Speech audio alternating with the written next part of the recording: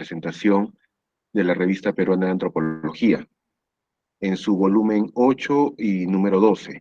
Queremos agradecer la presencia de las autoridades, entre ellas el doctor Henry Polanco, vicerrector de investigación de la Universidad San Agustín, el doctor Miguel Céspedes Carpio, director de la Escuela Profesional de Antropología, a diversos autores y autores que han colaborado en la publicación de la RPA, especialistas, colaboradores externos, también revisores que han colaborado con nosotros, a la plana docente, delegados, alumnos de la Escuela de Antropología y al público en general presente en el evento.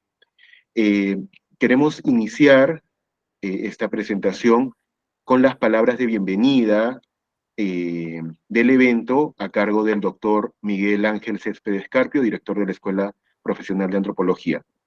Doctor Miguel Ángel Céspedes, bienvenido y escuchamos atentamente sus palabras. Muy buenas noches. Bueno, les doy las gracias a cada uno de ustedes por estar presentes en este evento tan importante para la historia de la Escuela Profesional de Antropología, dado que, una vez más, y de manera sostenible, hacemos presente la Revista Peruana de Antropología.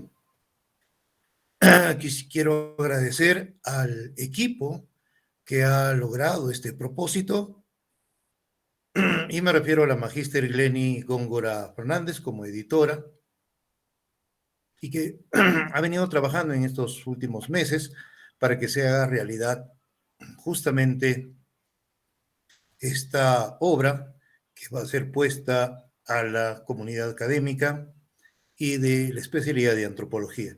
De igual manera, se agradece a cada uno de distintas profesionales que han aportado con sus artículos científicos y que permiten darle vida y corazón a la RPA en esta versión. Simplemente quiero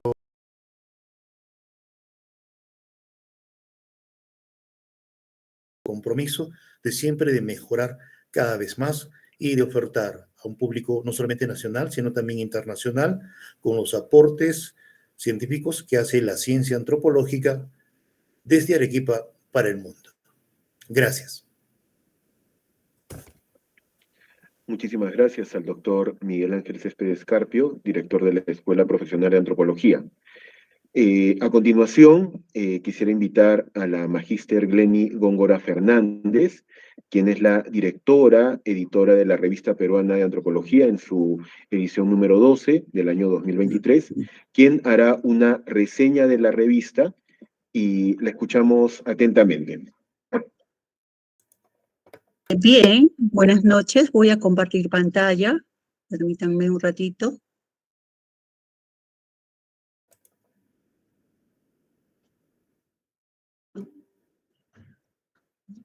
¿Sí? ¿Se mira? Sí, se puede ver. Correcto. Entonces, muy buenas noches.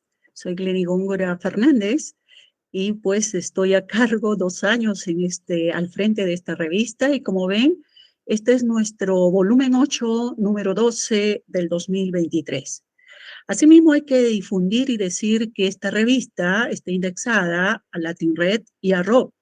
Entonces, tenemos que decir que estamos garantizados todos los que publican y tienen un plus, ¿no? Además de que esta revista es internacional.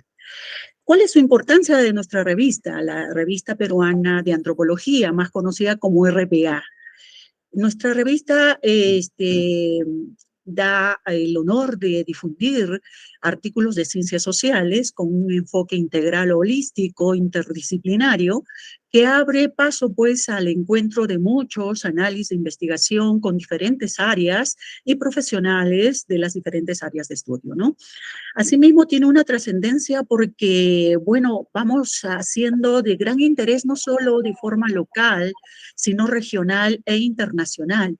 Y así vamos involucrando en el trabajo de campo, en el análisis, análisis, en el recuento científico que tenemos con muchos profesionales de estas distintas áreas, ¿no?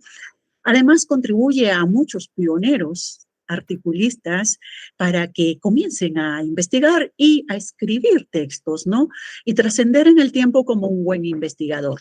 Entonces, ese es un aporte importante. Ya llegamos a 8 años de publicación.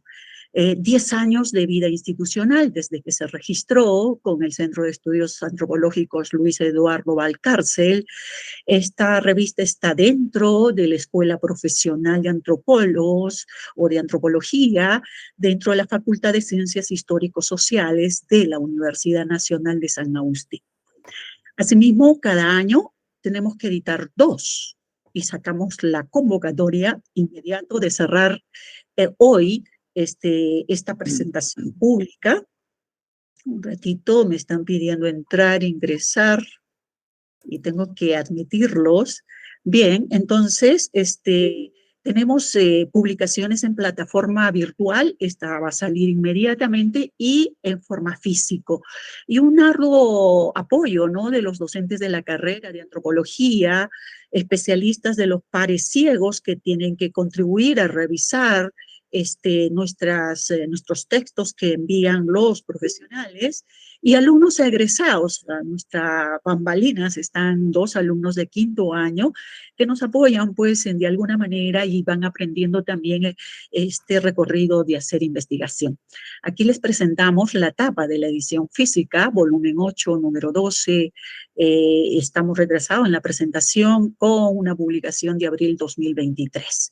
Ese es nuestro logo, y acá está la contratapa y los datos de cuántos contribuyen a esta revista. No solo es la directora editora quien habla, sino todo un consejo editorial de varios países, el consejo asesor, ahí lo tenemos al doctor Rap Bolton de Estados Unidos, y tenemos a nuestro colega local de San Agustín, al doctor Lolo Mamanidaza. Así tenemos el consejo evaluador también, que son de diferentes países. Como ven acá, la lista es innumerable, de México, de Brasil, de Perú, localmente a nivel nacional, de Lima, de Arequipa, y muchos colegas de México que están presentes, he visto que están presentes en nuestra presentación. Asimismo, ¿por qué publicar y cómo publicar en la RPA?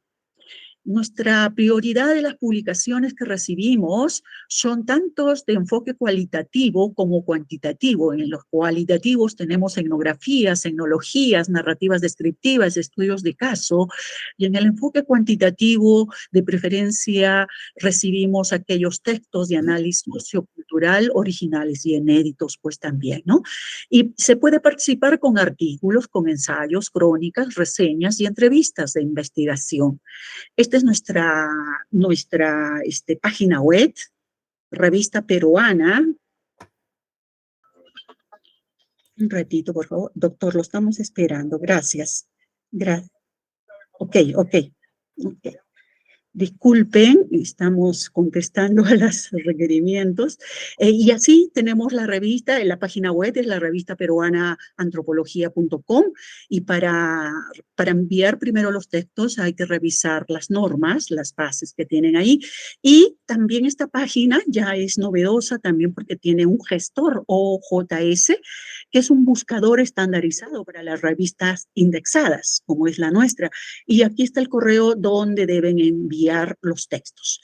Quiero terminar diciendo que hoy, en esta edición 12, tenemos 10 textos que están saliendo y que, bueno, más próximamente van a conocer. Solo los muestro de qué instituciones se están publicando a nivel nacional, local, como he dicho. Y bueno, no quiero quitarle el show del doctor Diez, porque él es el que va a presentar. Antes de terminar, quiero hacer público que en esta edición tenemos un homenaje póstumo al doctor Leif Korbach, que, bueno, él escribe un texto en esta edición y, bueno, lo revisó, llegó a revisarlo, llegó a estar a revisión de pares ciegos, Él es un antropólogo, investigador acérrimo, muy acucioso de la Escuela Nacional de Antropología. Eh, bueno, esto de ser directora hay que tomar mucha precaución. Entonces, este homenaje póstumo al doctor Leif es importante porque escribió muchos artículos, dejó uno tercero para en la edición 13 que viene luego. Su texto está como denominado Diamond James, 1886-1969, el antropólogo y su cuñado, el misionero, que además fue ratificado por su ex adjunto y colaborador, del doctor Martín Ronquillo. Entonces, por favor, pido un minuto de silencio.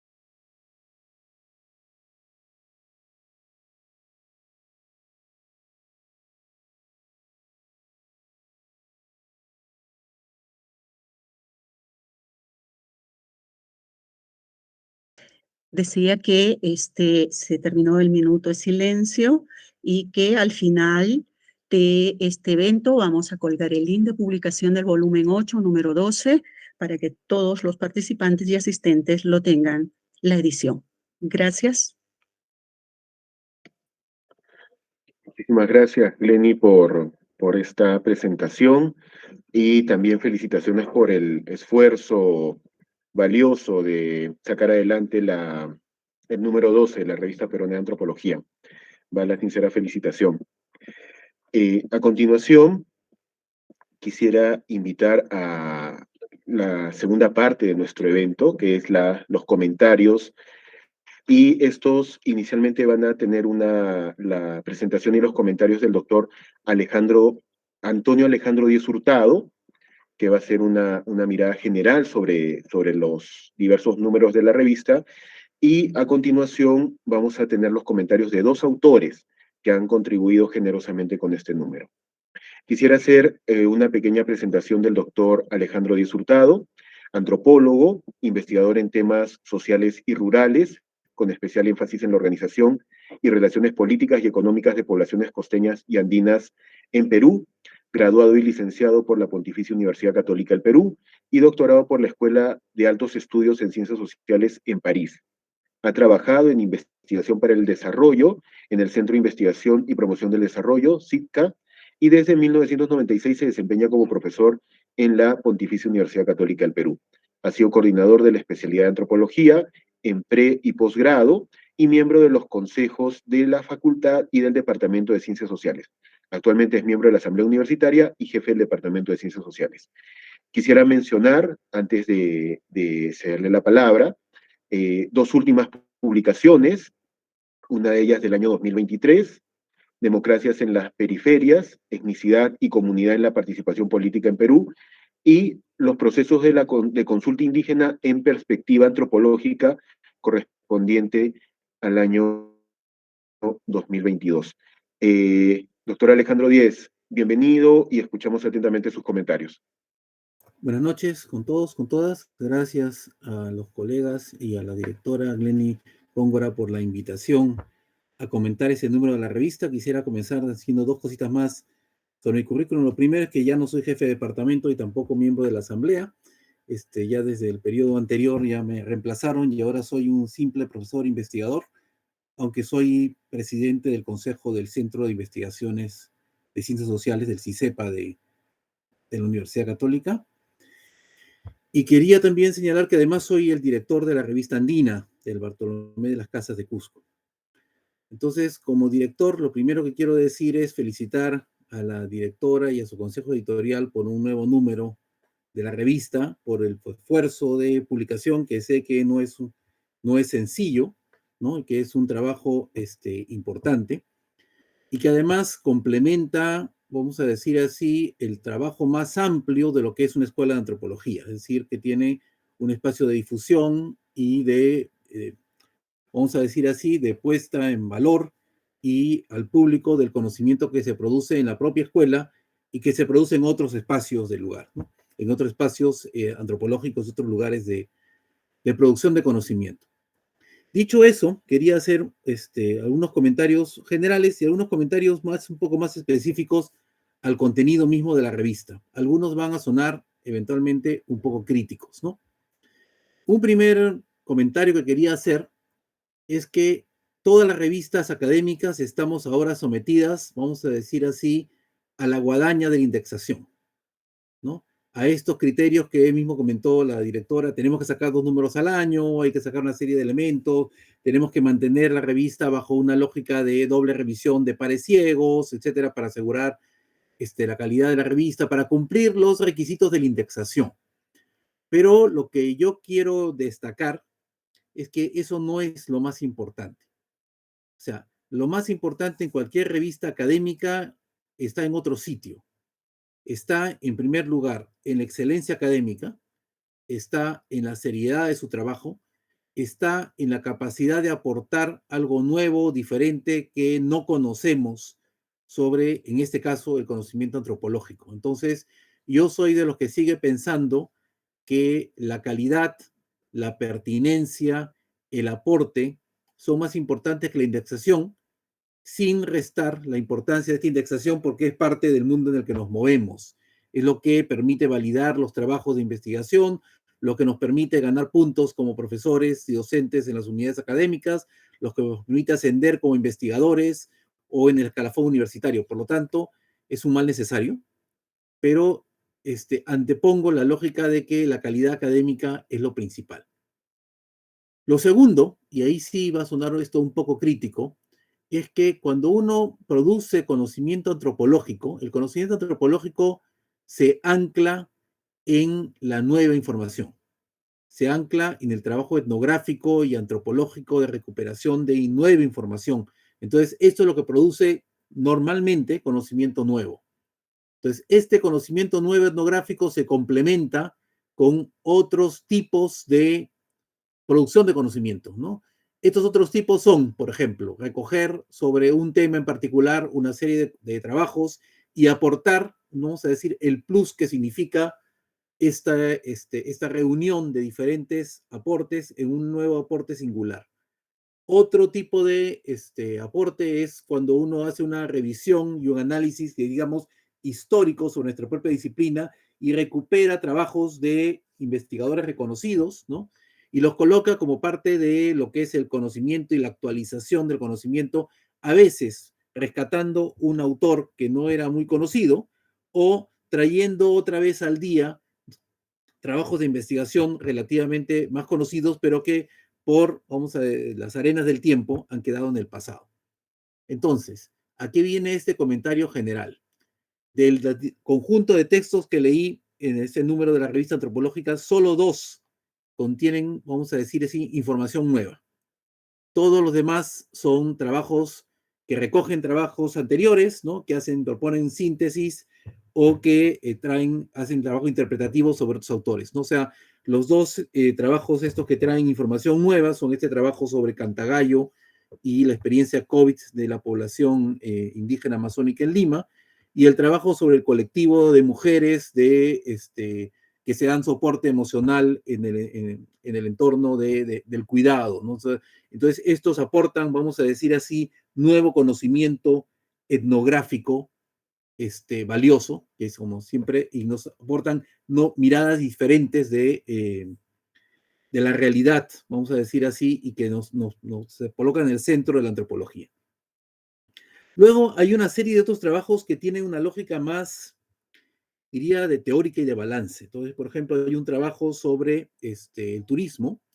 Entonces, y ahí sí yo invitaría a la dirección de la revista a que cuide mucho más, incluso los títulos, ¿no? Se le puede sugerir al autor que cambie un título. Un título como Reflexiones es un título demasiado vago, porque las reflexiones son, vamos a decir así, una asociación libre, ¿no? Y no nos permite, por ejemplo, darle un título al artículo que diría el desarrollo de la antropología del turismo y las características del turismo rural comunitario, ¿no? Que correspondería bastante más al contenido del texto, que en este caso nos proporciona elementos sobre un campo del saber creciente en las últimas décadas en antropología y también un fenómeno que se reproduce en nuestra sociedad y que vale la pena de trabajar y conocer.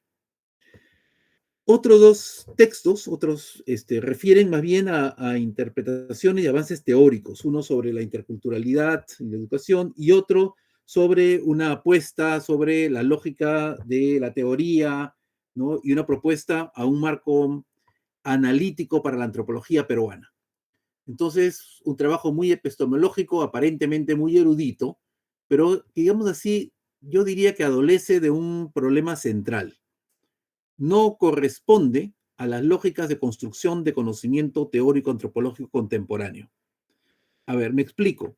O sea, no tiene ningún sentido pensar que hoy en día vamos a encontrar esta es la gran teoría antropológica y a esta tenemos que remitirnos todos, ¿no? O sea, tiene un enfoque muy reinoso al comienzo y luego una lectura muy crítica sobre las diferentes epistemologías o formas de entender la antropología latinoamericana. Entonces, al contrario, yo sí creo que más bien existen, como dicen la antropología del sur, no importa cómo las llamamos, son diversas, ¿no? Y de hecho, lo que ha mostrado la crítica posmoderna a la antropología es que es inútil tratar de pensar en una única teoría. Esto no tiene absolutamente ningún sentido en un momento en que la construcción de la antropología se coloca sobre diferentes marcos teóricos o diferentes aportes, sobre grandes teorías, sobre teorías intermedias y sobre etnografías complejas. Entonces, en este contexto, no tiene ningún sentido apostar por un único marco teórico general, ¿no? Y en ese sentido, por ejemplo, el texto sobre la complejidad, tengo entendido que el autor también va a comentar su aporte, o sea, me abstendré de referirme a ese texto, pero hay todo un trabajo mucho más amplio y la lógica sobre antropología de sociedades complejas fue un tema ya desarrollado en la antropología norteamericana a partir de los años 70. Los trabajos de Marvis Harris y de otros autores en ese momento tratan de mostrar esta antropología de las sociedades complejas como la antropología de lo que se podríamos decir los fenómenos más urbanos y las sociedades más modernas, en un momento en que la antropología era más un tema de las sociedades, no sé, preindustriales, no capitalistas, tribales, etc. Entonces, la lógica de la antropología de las sociedades complejas era la lógica de la antropología del espacio urbano contemporáneo versus la lógica de la antropología de los otros, diríamos ahora, ¿no? Lo que tenemos ahora es que la antropología de la complejidad implica una serie de otros movimientos que tienen que ver con la lógica de diferentes elementos interpretativos que hacen que los fenómenos, incluso los más simples y los más antiguos, como el parentesco y la lógica de la reciprocidad, por ejemplo, pueden ser vistos desde diferentes perspectivas. Entonces, la complejidad no está en la sociedad misma, como se pensaba hace 50 años, sino que está en la necesidad de diferentes instrumentos para comprender la realidad. Entonces yo creo que eso me parece una lectura interesante de esta lógica y colocar este debate me parece bastante pertinente. Y quisiera quería también hacer un comentario al trabajo de Leif Korsbæk, que se inscribe, vamos a decir, en un trabajo largo que tiene él de recuperación de la historia de la antropología, en particular de la antropología social británica, de la que él es especialista y sobre la que él ha escrito varios artículos y varios libros. Entonces, él nos desentierra un autor desconocido, ¿no? Que es algo así como el antecesor de uno de los principales representantes de la antropología en Canadá, que comienza haciendo trabajos más bien en el Pacífico, ¿no? Y entonces, y lo que hace él es colocar a la vista del mundo contemporáneo un autor que para todos, para muchos, para mí en particular, era completamente desconocido, pero que se revela como un muy buen etnógrafo de su época, ¿no? Y quisiera cerrar mi comentario con un único comentario, y yo diría más bien crítico, a el artículo sobre la teoría de Manuel Marsal, ¿no? Que el artículo adolece, yo creo, de una grave falta. Es una aproximación a la teoría del sincretismo de Marsal únicamente desde el libro sobre, no me acuerdo el nombre exacto del libro, pero el libro sobre las tradiciones, las fiestas en Ayaviri, Piura y Cusco, ¿no? Que además es uno de los primeros trabajos de Marsal. Entonces, uno no puede juzgar el análisis del sincretismo en Manuel Marsal sin mirar por lo menos, ¿no?, otros dos libros, que son el libro de Transformación Religiosa Peruana, donde justamente muestra cómo se produce este sincretismo, y el libro específico sobre el sincretismo latinoamericano, en el que habla de diferentes formas de sincretismo, cuando habla de sincretismo en los Andes, el sincretismo en México y el sincretismo en Bahía, sobre, además, partiendo de las lógicas del análisis sincrético de los antiguos jesuitas investigadores del siglo XVII, que luego recoge en otro libro que ella llama La Utopía Posible. Y por último, si uno quiere juzgar el pensamiento de Manuel Marsal en términos de lo cual fue su aporte final, tendría que haber revisado el texto de Tierra Encantada, que fue su último libro, su último gran libro, donde él mismo intenta condensar sus diferentes aportes alrededor del fenómeno religioso en el Perú y en los Andes en general, ¿no? Y ahí encontramos un balance de lo que es su teoría, la lógica del sincretismo, las diferentes manifestaciones de la religiosidad, la unicidad del Dios, la diversidad de los santos, las prácticas rituales, etcétera, etcétera, ¿no? En estos 5 componentes que bien ilustra el autor al comienzo de lo que compone el fenómeno religioso para Marsal, y que, dicho sea de paso, no son los mismos a lo largo de toda su obra, ¿no? Entonces yo, como discípulo de Manuel Marsal, ¿no?, reivindico que su pensamiento era un tanto más complejo. Dicho eso, muchas gracias por la deferencia de presentar esta revista y que sigan aportando al conocimiento antropológico en el Perú.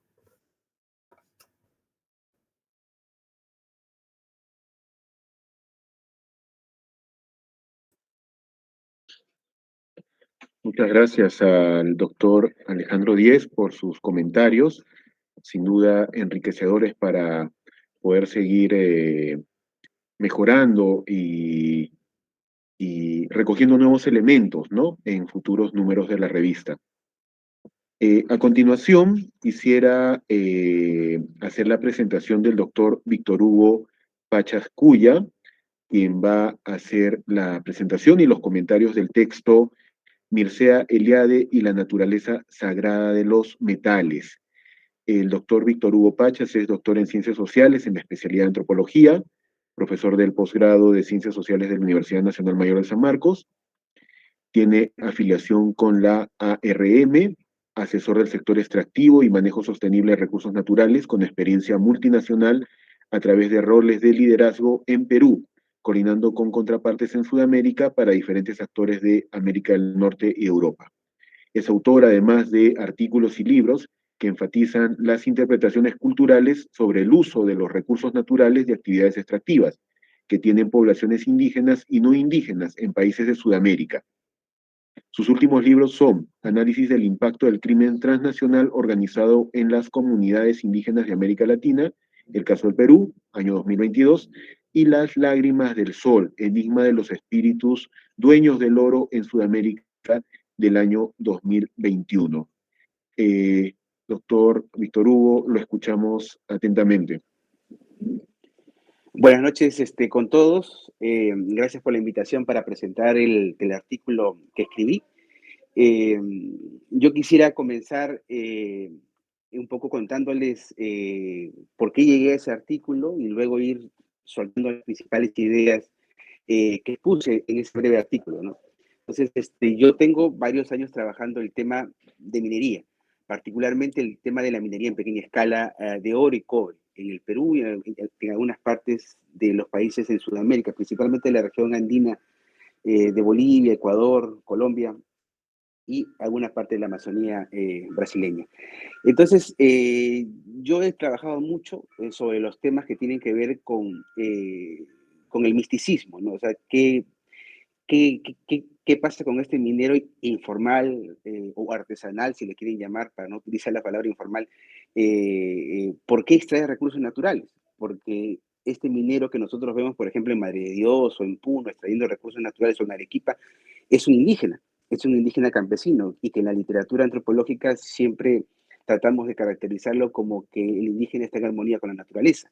Entonces, yo he tratado de estudiar estos aspectos en qué es lo que pasa con el indígena, de por qué extrae estos recursos naturales, por qué tala el bosque en Madre de Dios, por qué contamina los ríos en Puno, en Arequipa, etc. Entonces, en esta investigación larga que he tenido, he llegado a un punto de tratar de entender un poco más qué pasa con los mineros. O sea, ellos extraen recursos, pero ellos también tienen cultura. O sea, pese a que nosotros podamos decir, bueno, es un informal, es un ilegal que está al margen de la ley, pero tiene una cultura. Y esta cultura se basa en muchos rasgos de lo andino, de lo típico andino que entendemos como en la Pachamama, y que finalmente cuando está en la mina es la gringa, que también es mujer, bajo este simbolismo, ¿no? De lo sexuado, de lo, antropo, de lo antropológico. Entonces, esto me llevó un poco a tratar de rastrear conceptualmente qué hay detrás de todo esto. O sea, qué hay detrás de todo esto, y fui pues, por mucha literatura clásica, pero de peruanos, bolivianos, etcétera, ¿no? Pero finalmente yo terminé en este libro de Mercier Liade sobre herreros y alquimistas, ¿no? Y traté de entender un poco qué hay tras de esto, ¿no? Entonces, esa es la razón por la que llego a este artículo, llego a redactar este breve análisis, ¿no? Entonces, primero en este artículo yo trato de concentrarme un poco en su vida, o sea, no tanto por lo biográfico de que se hizo esto o lo otro, no, sino un poco por entender lo cualitativo de él, ¿no? O sea, cómo es que él finalmente termina introduciéndose también en este mundo de los metales, pese a que todos nosotros conocemos que el día después nos habla sobre el mito, los distintos mitos que existen y todo el enfoque de lo religioso sobre las sociedades preestatales.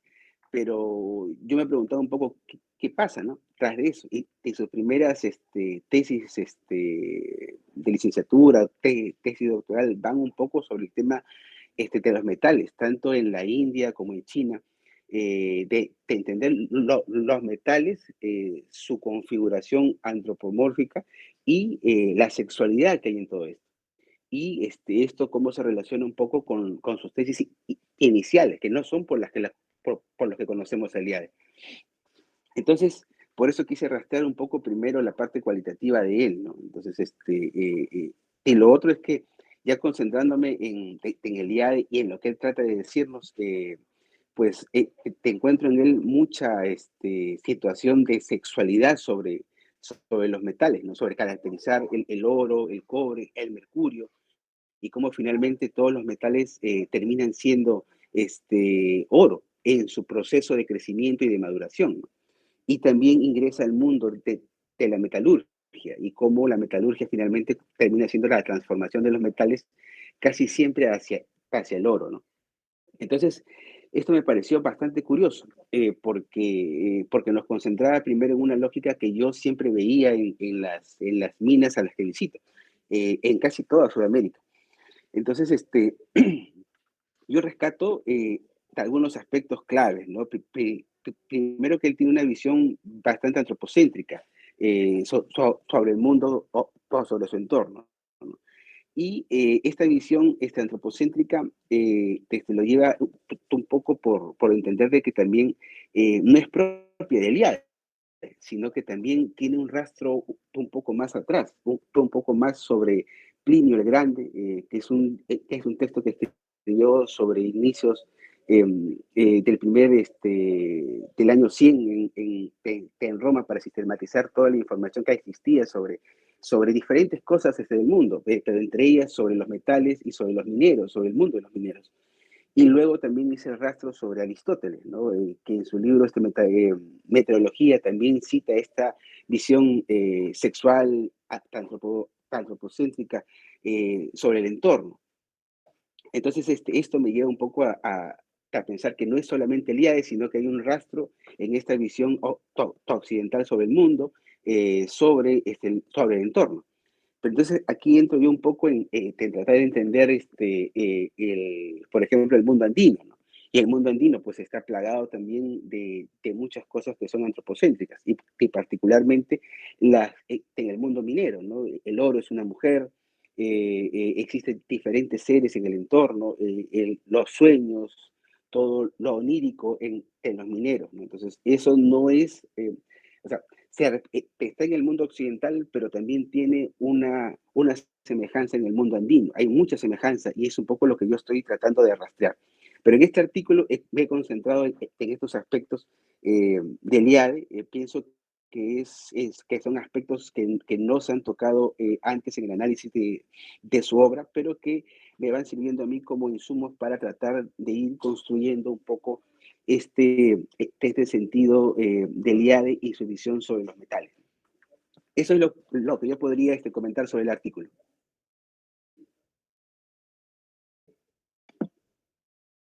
Muchísimas gracias, doctor Víctor Hugo, por hacer este comentario y al mismo tiempo una invitación a revisar directamente su artículo. Como lo mencionaba la directora de este número, al final del evento vamos a compartir con todos un acceso para que puedan descargar libremente los 10 artículos que componen este número. Muchísimas gracias por su participación. Quisiera a continuación invitar al maestrante Brian Ernesto Vera González, de la Universidad Nacional Autónoma de México.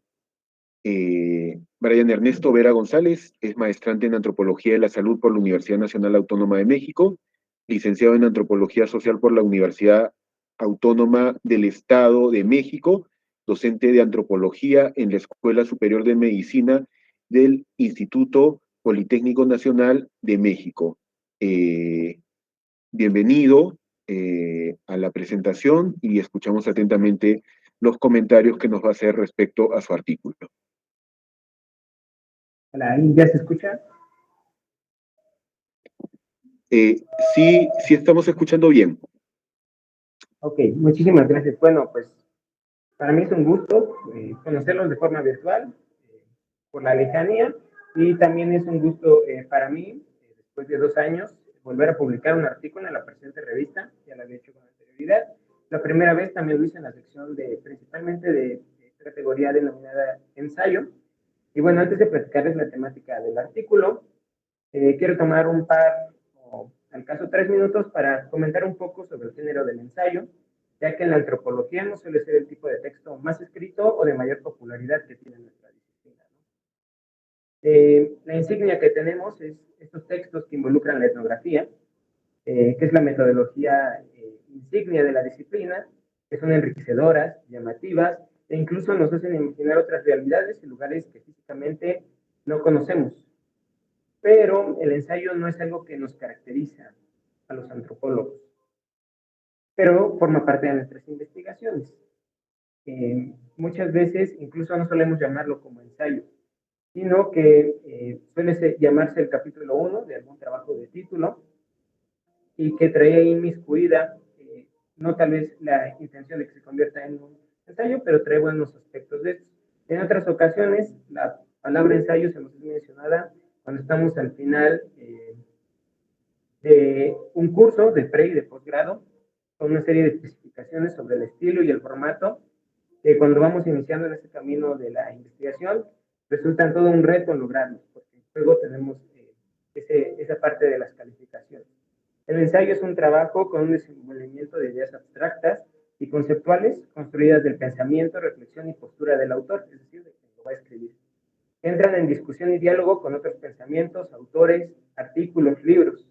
El ensayo también tiene una revisión de antecedentes y a cada sentencia que es escrita en le sigue una serie de argumentos que lo intentan sostener para lograr darle una argumentación y que le dé un peso a lo que intentamos mencionar. En sentido abierto, aquellos que intentamos acercarnos al camino de la investigación, hemos escrito o bosquejado, al menos en una ocasión, el género del ensayo. Y bueno, bajo esta lógica, en este número de la revista Peruana de Antropología, el texto que yo escribí es el enfoque complejo en la antropología, una apuesta para la antropología después de la modernidad, que es resultado de una serie de reflexiones teóricas, principalmente epistemológicas, en el sentido de entender la epistemología como aquella forma que tenemos o que intentamos captar el mundo que vivimos. Y algunos matices metodológicos. Yo realmente no me he metido mucho con ese asunto, ni siquiera referenciar trabajos etnográficos, pero sí empezar a ver cómo es que se puede hacer, porque bueno, entre esta discusión, que claramente la gran invitación es que la lean ustedes de primera mano, entra por ahí la cuestión de que hay tanta epistemología en esta idea del enfoque complejo, que como el autor que se le ocurrió esta idea, que no es un antropólogo, decía que él no tenía método para esto, ¿no? Ese era el talón de Aquiles, por decirlo de una forma muy coloquial, que le ponía como una barrera que se pudiera materializar esta idea. Y bueno, y es que el quehacer de la antropología con el posmodernismo es que ha pasado ya bastante tiempo y en la que parece que hay un opt-out en nuestra disciplina, en diferentes textos de diferentes lugares, donde parece ser que seguimos siguiendo esa línea sobre esto y claramente los debates, a mí me parece, ahora que escucho al compañero Alejandro, es un debate muy abierto, muy vigente, pero que además de tener esta discusión que es netamente a veces de posturas dialógicas, contrariadas, se encuentran suscritas en intentar seguir explorando nuestro corpus epistemológico. Para propósito de este texto, ustedes podrán encontrar ahí, a propósito de lo que dice el compañero también, un intento, por ejemplo, de Marvin Harris, en este último texto que escribe antes de morirse. No les voy a dar todos los nombres para que ustedes entren esa inquietud por quererlo leer directamente. Y también aparece un texto de Clifford Geertz. Y bueno, haciéndoles un poquito la referencia sobre esto, es que para aquellos puristas que creen que Harris solo es el materialismo cultural y que Geertz es un interpretativismo, el ensayo les va a parecer un poco sacado del contexto. Ahí ustedes podrán encontrar que, por ejemplo, parte de la discusión es que Clifford Geertz, para mí, muy propiamente, tiene al menos 4 grandes etapas de pensamiento, no solamente se convirtió en algún momento en un posmoderno más, transitó por ahí y rumbo también hacia el último texto que escribió, ya intentaba volver a remezclar y replantearse lo que era la antropología. Y esto, lo que ambos autores tienen en común, que yo encontré, fue que intentaban ya generar un corpus que hiciera conversar y dialogar posturas que en otro momento de la historia de nuestra disciplina parecían antagónicas. Que, si alguien se los decía, parecía que de un lado estaban las cuestiones materiales y estructurales y de otro lado estaban las cuestiones ideales e interpretativas. Ellos, aunque sí fueron representantes de ello, parecía que ya estaban intentando hacer esta de nueva discusión. La idea sobre la discusión de la posmodernidad, que es como que la base de donde empieza el pretexto para seguir discutiendo todo lo demás que aparece en este texto, bueno, es referenciado por ahí en la década de 1990, cuando en la Escuela de Manchester se preguntan si es que el posmodernismo sigue vigente o ha desaparecido. Y bueno, en este texto que también viene referenciado, pues ustedes lo podrán leer. Algunos dicen que sí, algunos dicen que no. Las posturas a veces son un tanto tajantes.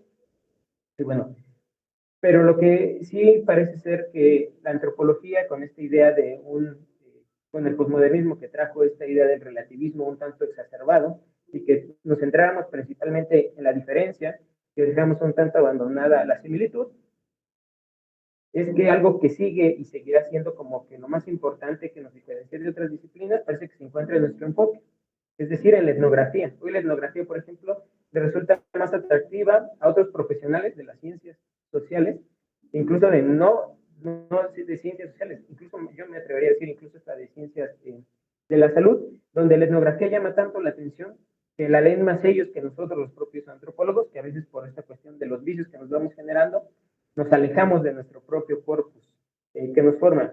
En este mismo texto, quiero decirles que no quise perder de vista reconocer que hay otras posturas, no quiere decir que el enfoque complejo sea la panacea, porque de hecho no lo considero así, pero aparecen otros grandes intentos que se han hecho, como lo de colonial, las epistemologías del sur, la postura crítica del feminismo, que a mí me parece muy sumamente rica para el momento que estamos atravesando epistemológica y socialmente, y incluso unas ideas de una autora italiana que habla sobre cuestiones de lo poshumano.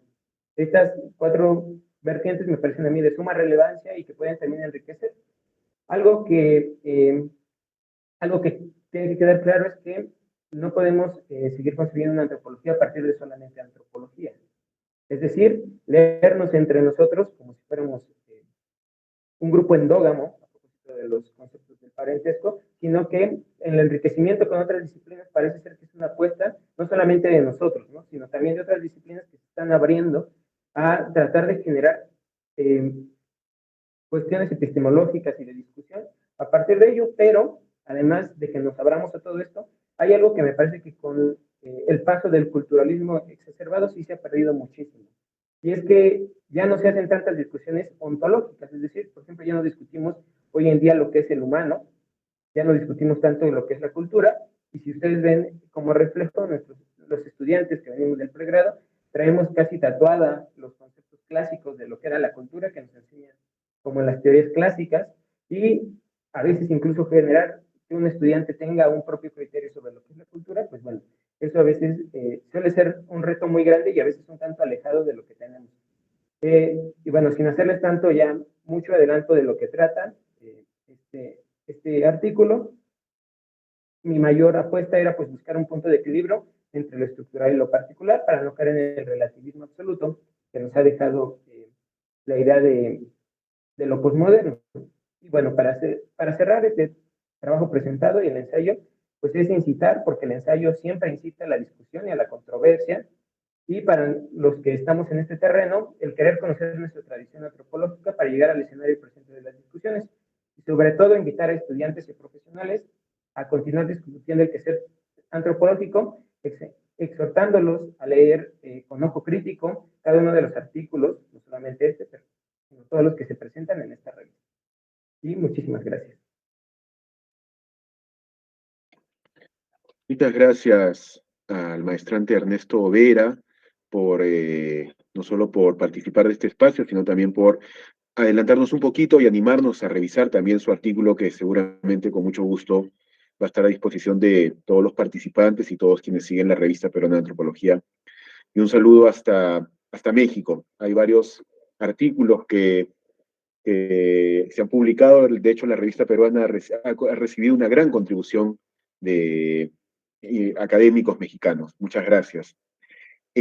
Antes de darle la palabra al decano de la Facultad de Históricos Sociales, de Ciencias Históricos Sociales, yo quisiera poder compartir un par de preguntas que a través del chat Esteban Landeras se anima a proponer, una para el doctor Díez y otra para el doctor Pachas, agradeciéndoles de antemano el comentario que pueden hacer respecto a estas preguntas. ¿Qué pregunta Esteban Landeras? Buenas noches, gracias por abrir este espacio. Me quedé con una pregunta para el doctor Díez sobre la etnografía. Entiendo que esto implica usar la teoría para explicar los términos de las personas que participan en nuestra investigación y no poner en sus relatos la teoría. Eso implica que los proyectos etnográficos sean más abiertos, o siempre hay una línea teórica base. También implica lograr dejar el sesgo del investigador. Saludos y gracias.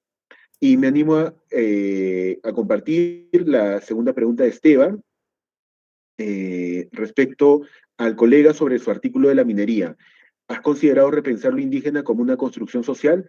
Me parece que las poblaciones indígenas se articulan al ambientalismo por estrategia política y no pasaría por un esencialismo cultural.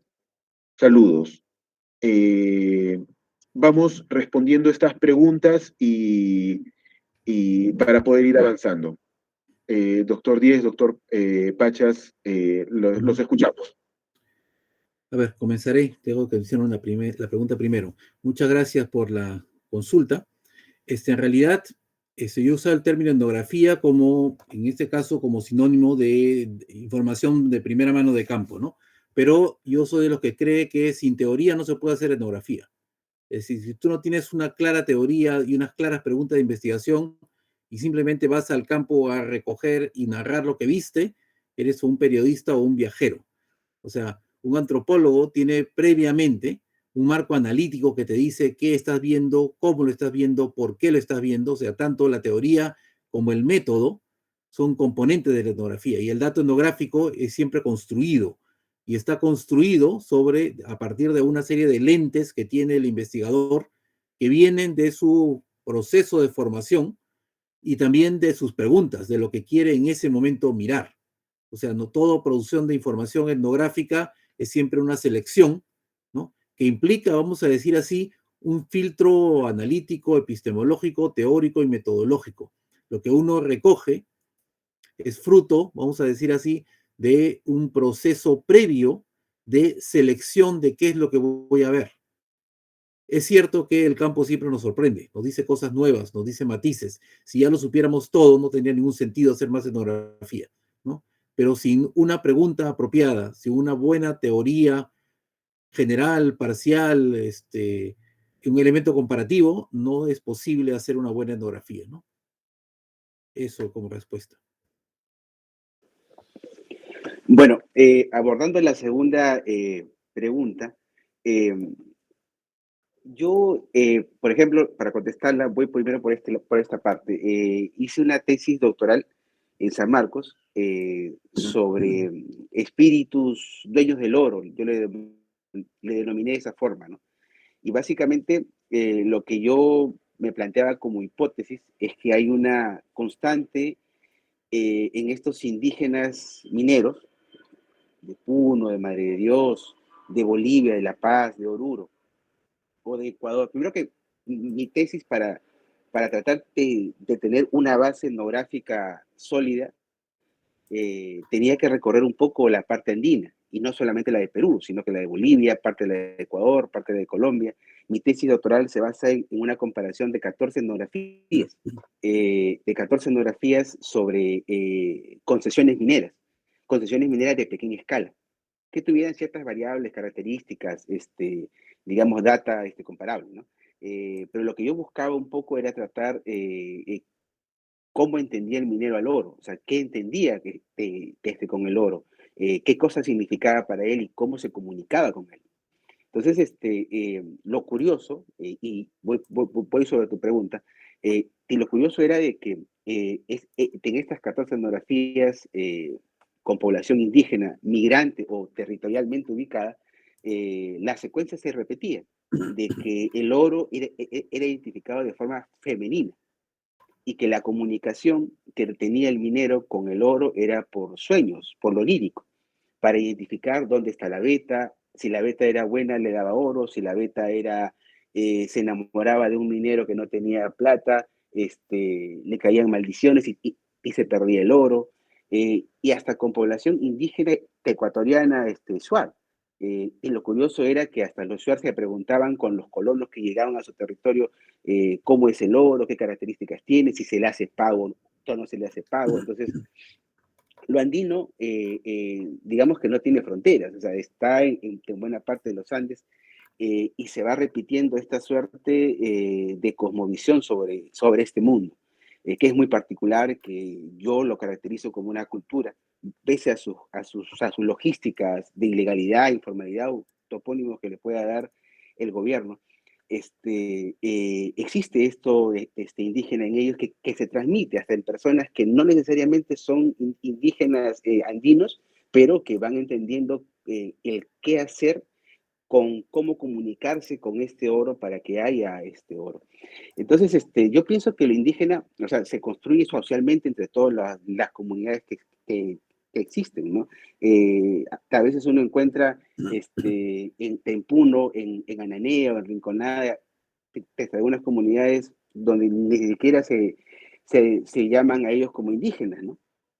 Si no son pobladores quechas o aymaras, etcétera, ¿no?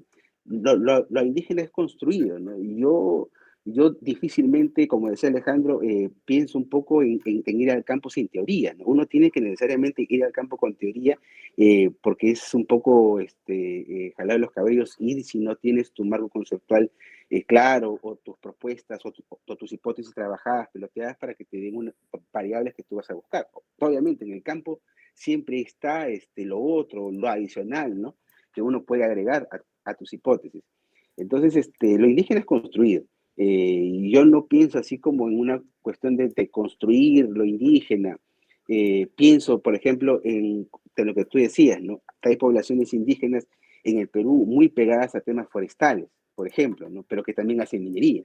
Pienso en el Ecuador, en la zona de la frontera de la cordillera del Cóndor con el Ecuador y con Condorcanqui en Perú, donde también hay Aguajún y Azuar, que también están muy pegados a la minería, pero que de una u otra forma lo indígena no se pierde, es más visible aún, o sea, son contextos muy particulares. Entonces, yo diría que el indígena es construido según cada población, cómo lo va construyendo, socializando y validando. Y creo que el ejercicio que hacemos nosotros con la investigación etnográfica parte de esa idea de etnografiar, ver y construir las propuestas que uno puede ir viendo, ¿no? Pero yo difícilmente voy por la idea de que hay una suerte de repente de conveniencia. Cada uno puede tener lo que se decía hace tiempo de su recurso étnico, ¿no? O sea, soy indígena para esto, soy indígena para lo otro, ¿no? Pero ya son cuestiones de que hay que analizar con su contexto específico, ver las características que estos tienen y cómo lo podemos analizar. Pero con mucho cuidado, porque ya no es como antes que los indígenas no hablan, los indígenas hablan y los indígenas razonan. Y los indígenas también te sindican. Y peor nosotros que estamos en el campo, estamos en un ida y vuelta con las poblaciones locales. Entonces siempre hay que estar preparados para ese tipo de cosas, ¿no? Entonces, eso es lo que yo podría decir sobre la pregunta.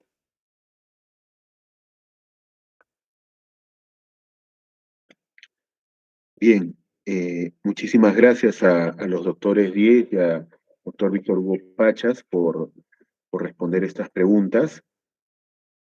Eh, Quisiéramos, hay otro comentario más de Sergio Morales que quiere hacer un pequeño comentario, una pequeña intervención sobre su artículo. Sergio, te escuchamos. Buenas noches, ¿se me escucha bien? Sí, se escucha muy bien. Ok, perfecto. Gracias por darme el pase, digamos. Agradezco también a los editores de la revista por haberme aceptado el artículo, por todo el trabajo y también por los comentarios del profesor Díez. Lamentablemente, como el video no está quedando grabado, me cuesta un poco recordar las palabras exactas, pero recuerdo más o menos, profesor Díez, que su comentario mencionó que el artículo que yo escribí sobre la teoría de la herencia dual, donde la propongo como una posible teoría para la antropología peruana, no correspondería con cómo se construye teoría actualmente, me parece que fueron sus palabras. Por supuesto puede corregirme si es que lo he interpretado mal. Pero solo quería indicar que los fundadores de la teoría de la herencia dual son antropólogos. Robert Boyd es antropólogo y Peter Richardson es biólogo de formación, pero ya lleva muchísimos años trabajando en antropología. Y básicamente mi artículo yo lo pongo como la alternativa, digamos. El diagnóstico que yo hice en la parte introductoria es que la antropología latinoamericana y peruana está en crisis. No quiere decir que no exista, no quiere decir que esté mal todo lo que se está haciendo, al contrario. Pero hay una crisis teórica en el sentido de que los marcos teóricos generalmente se componen de retazos. Esto lo podemos ver mucho en las tesis de pregrado. Yo lo he observado mucho en las tesis de pregrado. La parte más complicada de hacer incluso es el marco teórico. Muchos estudiantes, por supuesto yo entre ellos también, hemos sufrido en su momento para construir un marco teórico. Pero ello es reflejo de que faltan teorías en la antropología y de que sí las hay, no son lo suficientemente consistentes. Yo puedo mencionar también lo que cité en mi artículo. ¿Qué teorías más o menos tenemos en la antropología peruana? Tenemos un poco de posmodernismo, tuvimos un poco de estudios culturales, se publicaron muchos libros a propósito en la Universidad Católica sobre estudios culturales, tenemos el perspectivismo y hoy en día tenemos ya de forma más fija lo que es el giro ontológico. ¿Cuál es el problema con esas teorías? Desde luego que hay muchas otras, pero estas son, digamos, las más predominantes. ¿Cuál es el problema que yo señalo en mi artículo? Que estas teorías han sido muy criticadas.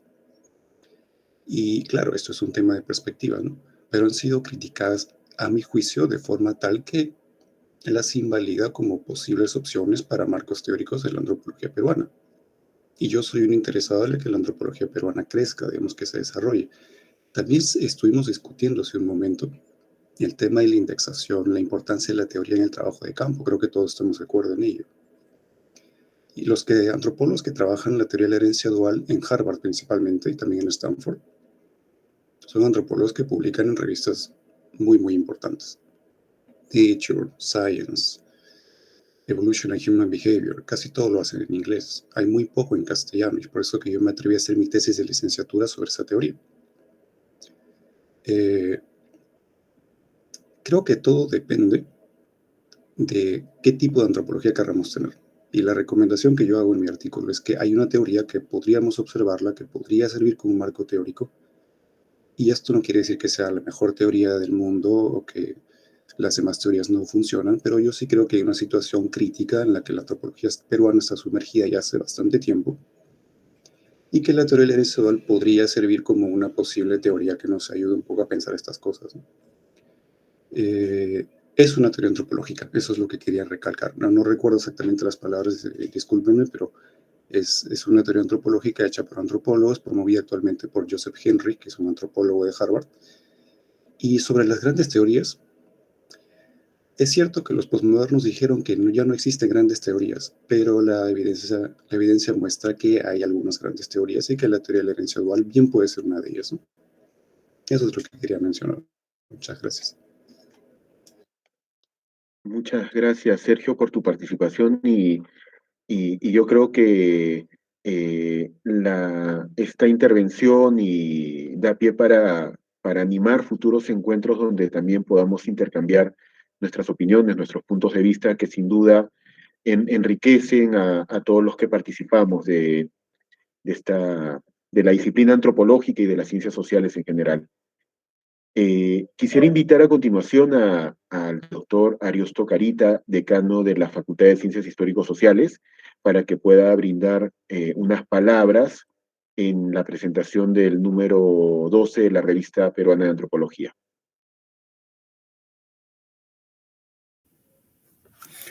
Muy buenas noches con toda la distinguida audiencia que el día de hoy se ha dado cita a la presentación de la Revista Peruana de Antropología en su número 12. En la condición que me encuentro como decano de la Facultad de Ciencias Histórico-Sociales, en la que se encuentra adscrita la Escuela Profesional de Antropología, ha tenido a bien realizar un compromiso de la universidad, de cualquier otra universidad sería lo mismo, pero en este caso de nuestra Universidad Nacional de San Agustín, cuyos docentes se han empeñado en que nuestra facultad cuente con una revista en esta especialidad muy importante e interesante en el campo de la antropología. Quiero saludar a nombre del doctor Antonio Díez Hurtado, doctor Víctor Hugo Pachas, nuestro amigo Brian Ernesto Vera, que el día de hoy se ha conectado virtualmente desde la hermana República de México.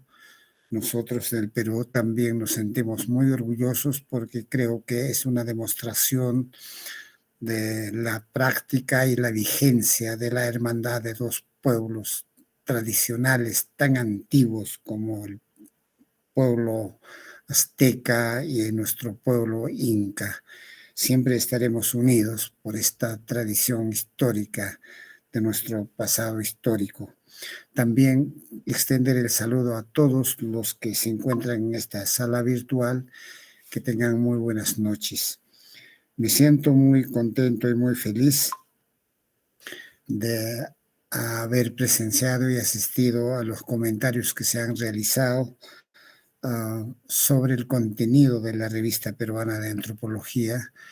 E invito a todos los asistentes a que puedan, como nos han dicho, que hoy día nos van a obsequiar el enlace para tener acceso al volumen número 8, número 12 de la revista peruana de antropología. Quiero invitar a Glenny Góngora, que actualmente desempeña el cargo de directora de la revista peruana de antropología, continúe con esa fuerza, esa entrega total, no por conservar la publicación, sino también por dedicar todo su tiempo libre a materializar, a seleccionar los artículos en un volumen que se presenta para una justa y real crítica de los lectores, que esperamos aumente en número permanente y constantemente, a los autores que han publicado sus artículos en esta revista peruana de antropología. Gracias por su apoyo y su aporte para dar continuidad a la presencia de esta revista peruana de antropología. En nombre de la Facultad de Ciencias Históricos Sociales de la Universidad Nacional de San Agustín, agradezco la participación de los autores que han sido publicados sus artículos en esta revista, a los asistentes en el día de hoy, y desearles siempre que tengan buena salud para que puedan continuar escribiendo otros nuevos artículos, porque su presencia da realce y engrandece el deseo de continuar trabajando con ese compromiso de realizar a cabo las investigaciones científicas en este campo de la antropología, aunque la revista peruana de antropología es abierta a todo el campo de las ciencias sociales y las que se encuentran interrelacionadas con otros campos del saber humano. Muchísimas gracias por su presencia. Reciban un saludo, un abrazo fraterno desde Arequipa a Lima, México, y a todos los que vienen y escuchan desde distintos lugares y latitudes de nuestro continente, porque de repente estamos llegando también hasta Europa y otras latitudes. Muchísimas gracias y éxitos en su jornada laboral y profesional. Un abrazo a cada uno de ustedes. Muchas gracias. Muchas gracias, doctor Ariosto, por sus palabras. A continuación, quisiéramos invitar al doctor Henry Polanco, vicerrector de investigación de la Universidad Nacional de San Agustín, quien también nos acompaña en esta presentación, para que pudiera brindarnos unas palabras a propósito de la presentación de la revista. Doctor Henry Polanco, buenas noches y bienvenido. Muy buenas noches con todos los presentes en la sala. Un saludo al doctor Ariosto Carita, decano de la Facultad de Ciencias Históricos Sociales, a la doctora Glenny Góngora, directora de la revista, y a todos los presentes. Un saludo y un abrazo a los autores y a todos los que han colaborado con sus artículos, sus escritos en esta revista. Felicitar a la doctora Glenny por su manifiesta y emotiva intensidad en mantener la publicación de una revista, algo un poco difícil en este mundo tecnológico, y que nos permite a nosotros relacionarlos con el mundo, porque a través de la lectura de los artículos que estén presentes, lo más probable es que muchos científicos, especialmente del área de las ciencias sociales, tengan conocimiento de lo que se viene desarrollando en las diferentes latitudes y sobre todo en lo que los autores vienen investigando referente al ser humano. La antropología, pues, es una ciencia bastante importante. Lo digo ciencia porque al final tiene el raciocinio y la racionalidad para determinarla así. No es solamente descripción de algo, sino la investigación y la profundización del conocimiento en el comportamiento, en la cultura, en la socialización del ser humano. Eso le da la relativa importancia, quizás no muy reconocida por mucha gente y especialmente en la sociedad. Porque si uno hace quizás o pide una opinión, cómo entender la antropología, probablemente más estén relacionados y sobre todo la juventud a lo que es los medios, las redes y la tecnología. Y es más, probablemente más se habla de inteligencia artificial que de cómo podemos nosotros evaluar y ver al ser humano en sí. No anatómicamente, no orgánicamente, sino como ser humano, dentro de una sociedad, dentro de un grupo étnico, dentro de un grupo que tiene tradiciones, costumbres, tiene comportamientos que orientan su quehacer diario. Entonces, bajo ese esquema, creo que la antropología cumple un rol muy importante y la difusión de lo que nuestros antropólogos y nuestros científicos que están relacionados a esta ciencia, pues pueden dar al mundo. Ahí la importancia y relevancia de tener una revista. Lo que sí, como dijo el primer disertante de esta noche, es importante evaluar la calidad de los artículos. Y no solamente pensar en una esfera de ranking bibliométrico que lamentablemente nos lleva a una competencia, especialmente entre universidades. ¿Quién publica más y qué revista indexada o en dónde publicas? Y a veces nos olvidamos de la calidad, de la profundidad y el impacto que debe tener en la sociedad lo que nuestros científicos, nuestros antropólogos, arqueólogos y otro tipo de científicos desarrollan dentro de su campo. Creo que ahí es lo más importante, cómo llegar a la persona. Y quizás un lenguaje simple y sencillo que sea entendible, no solamente por el especialista o los especialistas o los que están metidos en el mundo, en este caso de la antropología. Sería importante que sea esto entendido y con objetividad y claridad por el común de las gentes. Ahí creo que tenemos un reto todos. Yo soy de las ciencias duras y probablemente me es un poco más difícil llegar a la sociedad en su conjunto. Los colegas que están dentro de mi campo sí pues me entienden, pero no solamente debemos estar encapsulados dentro de un mundo científico y no salir hacia afuera. Y eso creo que es la importancia de un artículo. Leí hace pocos días un artículo publicado en el Diario del Comercio sobre la validez de la producción científica. Y me llamó mucho la atención y creo que eso nos lleva a repensar la calidad de una revista, la calidad de un artículo y qué es lo que publicamos. Y creo que es muy clara la reflexión que hizo el doctor Díez Hurtado sobre este conocimiento y que debemos reflexionar en ese sentido. Esperemos que la revista continúe en la senda de la publicación, siempre buscando el cómo llegar, no solamente a los científicos, como lo mencioné, sino llegar a la población. Que la población se eduque, que la población se culturice, que eso nos falta mucho. Nos va ganando corrientes científicas, corrientes tecnológicas, y un poco nos vamos olvidando del ser humano. Yo algunas veces en el aula dije a mis estudiantes, parece que el ser humano se está perrizando y el perro se está humanizando.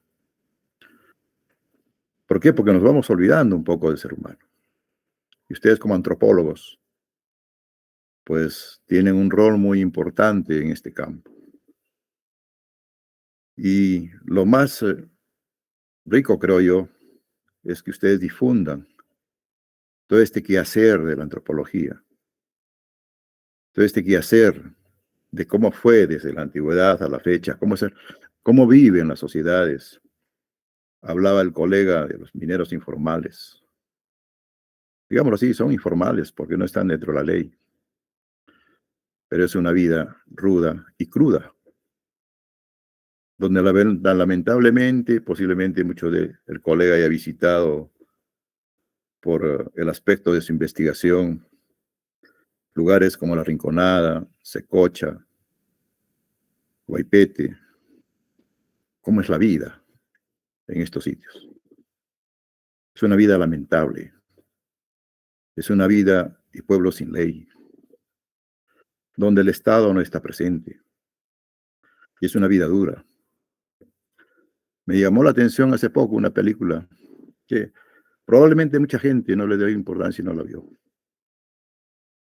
sobre la vida y la explotación de las niñas y adolescentes en la minería informal. Es la realidad. Es la realidad. Entonces ustedes como antropólogos tienen un campo muy amplio de investigación y dar a conocer esto al mundo. Que lo conozca la sociedad, que haya impacto en la sociedad. Eso creo que es muy relevante. ¿De cuántas cosas podemos hablar de la problemática en el Perú? En nuestra región, en nuestros pueblos, en nuestras urbanizaciones. La delincuencia, la inseguridad, el comportamiento del ser humano, lo que ocurre en los colegios. Llama la atención. Y creo que ahí tienen un rol muy importante. La felicito, doctora Góngora. Esperemos que usted continúe con otros números. Es tedioso, es fastidioso. Y a veces no reconocido. Y a veces un poco olvidado. Pero su presencia de ustedes en este campo creo que es importante. Como vicerrectorado de investigación estamos en el camino y estamos buscando la forma de que la Universidad Nacional de San Agustín tenga una revista a nivel institucional. No es tan fácil. Solamente en conformar un comité editorial no es muy simple, relativamente complejo. Esperemos lograrlo y esperemos tener algún día. No una revista como la suya y otras más que se están ya publicando en la universidad, sino hacer una revista institucional de mucha envergadura y mucha calidad. Reiterarles mi felicitación y éxitos en el futuro. Muchas gracias. Muchísimas gracias al doctor Henry Polanco por sus palabras. Y antes de concluir este evento de presentación de la revista, comentarles que en el chat pueden encontrar el enlace para descargar el volumen número 8, número 12 de la revista peruana de antropología, para que ustedes puedan revisar cada uno de los 10 artículos que traen este número. Y lo segundo que quisiera mencionarles, permítanme compartir pantalla.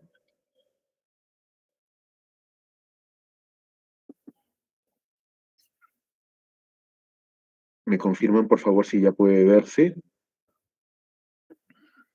Sí, Jorge, sí. Gracias, muchas gracias. Es la convocatoria para la edición número 13 de la revista. Como pueden ustedes ver, se puede participar con artículos, ensayos, entrevistas, crónicas, reseñas. Las bases las pueden encontrar en este enlace. Está el correo también. La fecha límite para la presentación de artículos, ensayos, entrevistas, etcétera, es hasta el 15 de agosto. Y naturalmente, pues, estamos para poder facilitarles la información que requieran, las consultas que hubieran sobre la presentación de textos, con el objetivo de que la revista peruana de antropología siga produciendo y siga contribuyendo en el quehacer antropológico de la comunidad arequipeña y peruana. y latinoamericana, sin duda, por el valioso apoyo de los colegas que siempre colaboran desde México. Por mi parte, el agradecimiento a las autoridades que han participado de este evento, a los comentaristas, a los autores, a quienes contribuyen también con la revista en la revisión por pares, a los docentes que también están en esta reunión, sin duda alguna a nuestros estudiantes que también están participando, y muchas gracias a todos. Buenas noches. Muy buenas noches con todos. Buenas noches, hasta luego. Muy buenas noches. Felicitaciones Buenas noches. Muy bien. y éxitos en el futuro. Bien, hasta la Muy buenas próxima. noches. Gracias. Muy buenas noches. Buenas noches.